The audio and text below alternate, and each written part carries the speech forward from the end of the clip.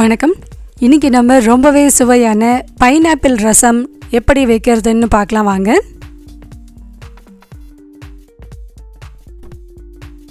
Pineapple ரசம் பண்ணுறதுக்கு ஒரு medium size பழுத்த தக்காளி எடுத்துக்கலாம், 4 பல் பூண்டு, கொஞ்சமாக நறுக்கின பைனாப்பிள்.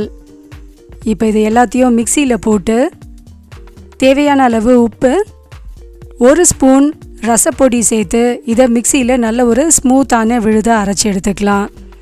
ரசப்பொடியில் நான் துவரம்பருப்பு போட்டு அரைச்ச ரசப்பொடி, அதனால் பருப்பு தண்ணி எதுவும் சேர்க்கலை.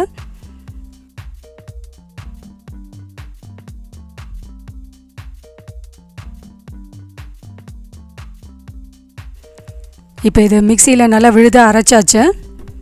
ஒரு லெமன் சைஸ் அளவு புளியை நல்லா கரைச்சி எடுத்துருக்கேன்.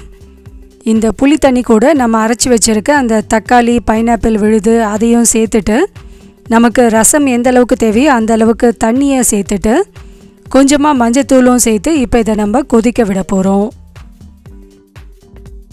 சப்போஸ் நீங்கள் ரசப்பொடியில் துவரம்பருப்பு சேர்க்கலைன்னா கொஞ்சமாக பருப்பு தண்ணியும் இது கூட சேர்த்துக்கலாம். இப்போ இது எல்லாத்தையும் ஒன்றா சேர்த்து நல்லா கொதிக்க விடலாம். லேசாக ஒரு கொதி வரட்டும். கொஞ்சமாக பெருங்காயத்தூளும் இது கூட சேர்த்துக்கலாம். பக்கத்துலேயே இப்போ நான் ஒரு தாளிப்பு கரண்டி வச்சுருக்கேன். 1 ஸ்பூன் எண்ணெய் விட்டு கடுகு, சீரகம், கருவேப்பிலை, ஒரு காய்ந்த மிளகாய் இது போட்டு நல்லா தாளித்து, கொஞ்சமாக நறுக்கின பைனாப்பிளும் இது கூட சேர்த்து தாளித்து இப்போ இந்த ரசத்தில் சேர்த்துடலாம்.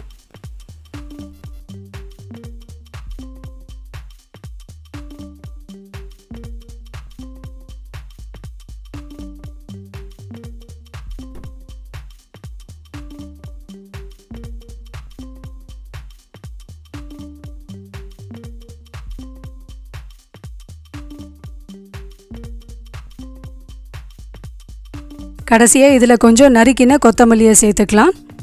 லேசாக இது மாதிரி ஒரே ஒரு முட்டை கொதி வரட்டும். ஒரு கொதி வந்த உடனே அடுப்பை ஆஃப் பண்ணிடலாம்.